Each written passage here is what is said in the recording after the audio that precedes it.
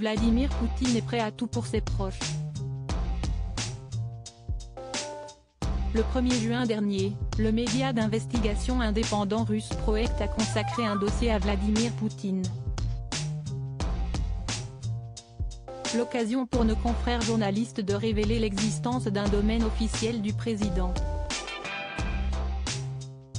L'ex-femme de l'homme d'État, Lyudmila Poutina, et leur fille, Katerina Tikhonova et Maria Vorontsova, seraient logées dans les nombreuses villas de luxe qui ont été construites dans la ville, à l'image d'un véritable village du tsar. Selon le média russe, la grande majorité des logements a été financée par des sociétés offshore, mais également par des prête-noms afin de dissimuler l'identité des habitants. Pour étayer leur enquête, les journalistes de Proect se sont notamment appuyés sur des échanges privés entre la fille cadette du président, Katerina Tikhonova, et son époux, Kirill Shamalov. Grâce à ces informations, nos confrères ont révélé que la construction de ce village du tsar avait commencé en 2006, soit 7 ans avant le mariage des deux principaux concernés. Les terres adjacentes à la résidence ont été simultanément achetées par des sociétés étrangères, a ainsi indiqué le média russe.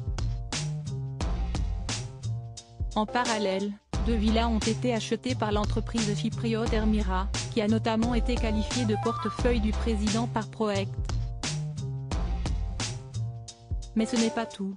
2 autres demeures, qui ont été acquises par une société offshore panaméenne, ont été enregistrées au nom de Kirill Shamalov quelques jours avant son mariage avec Katerina Tikhonova.